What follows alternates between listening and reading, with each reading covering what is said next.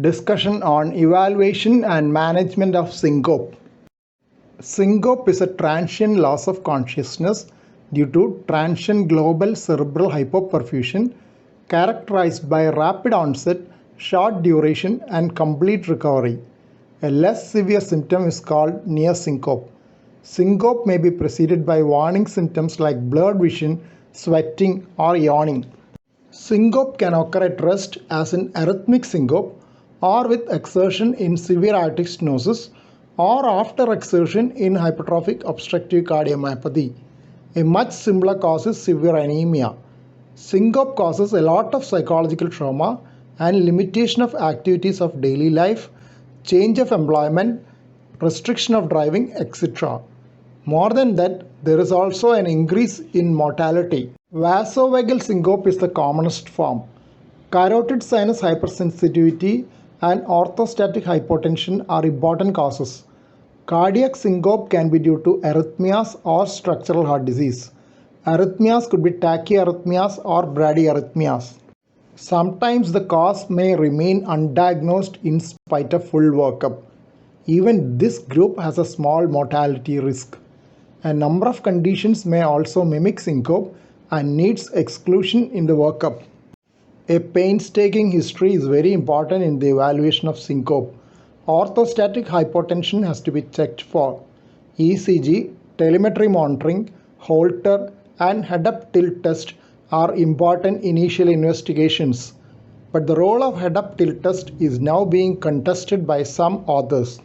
They highlighted the likelihood of false positive tests and the relatively benign nature of neurally mediated syncope.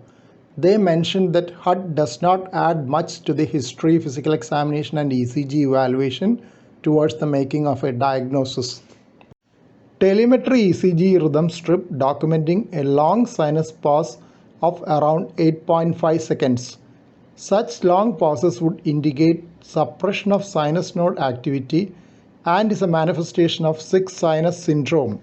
Very long pause noted on ICU central monitor of about 8 seconds and 2 more pauses of around 2 seconds. The underlying rhythm is atrial fibrillation and there is some QRS widening with a notch. The pauses are followed by atrial fibrillation with a fast ventricular rate. Overall, this suits a diagnosis of tachybrady syndrome and warrants a pacemaker provided a reversible cause can be excluded. Capturing such a record obviates the need for Holter monitoring in this case. Long-term anticoagulation has to be considered if the CHADS-2 score is high. Electrophysiology study and implantable loop recorder are the next set of investigations used in selected cases. Implantable loop recorders can monitor cardiac rhythm up to 3 years. Fluoroscopic view of EP study with multiple intracardiac electrodes and surface ECG. EP tracings in sinus rhythm demonstrating AH and HV intervals. Echocardiogram is useful in excluding structural heart disease.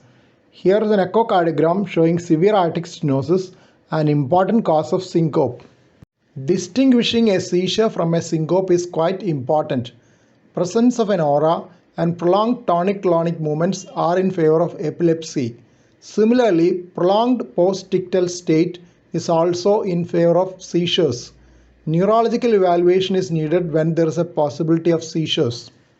Very often the etiology of syncope eludes us even after full diagnostic workup. ATP test can be considered to decide whether patients with syncope of unknown origin will benefit from cardiac pacing. The utility of ATP test was evaluated in a single-blind randomized ATP multi-center study. 80 patients with mean age 75.9 years and syncope of unknown origin and no evidence of structural heart disease were enrolled in this study between the years 2000 and 2005. ATP test was done with a 20 mg bolus injection. Those developing AV block or SA block lasting more than 10 seconds were implanted programmable pacemakers and randomized to either dual chamber pacing at 70 beats per minute or backup atrial pacing at 30 beats per minute. Syncope was noted in only about 1/5 of those randomized to active pacing group, while it occurred in 2/3 of those randomized to backup pacing. Those who had recurrence in the control group was reprogrammed to active pacing after the syncope, and only one had a further recurrence. The authors concluded that active dual chamber pacing reduces the risk of recurrence of syncope of unknown origin in elderly patients by 3/4. Management of syncope is depending on the cause found on investigation, which has to be treated accordingly. This discussion will focus only management of neurocardiogenic syncope. Syncope is a self-limited loss of consciousness and postural tone. Neurally mediated syncope contributes just 24% of total syncope. Hallmark of neurocardiogenic syncope is hypotension and bradycardia. One component may be prominent.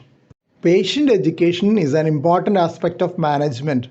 This should include the nature of the disorder, avoidance of precipitating factors, natural history, and prognosis. Lifestyle changes like avoidance of hypovolemia with extra fluid intake and increased salt intake may help. Tilt training may be useful. Isometric calf muscle exercise at the onset of prodrome can prevent the syncope or give time to adopt a position to prevent injury.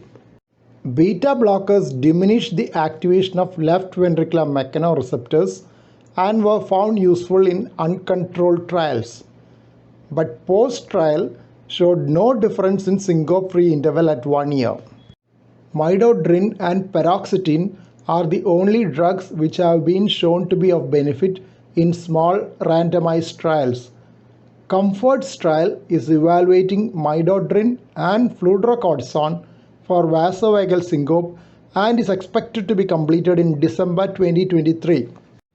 Patients who received pacemakers in open-label trials showed benefit, but double-blind randomized trials did not confirm the benefit. VPS-2 study. DDD pacing with rate drop algorithm did not make a difference. Pacing may have a role in those without a prodrome and in whom other measures have failed. It might give time for them to opt positions which may prevent injury.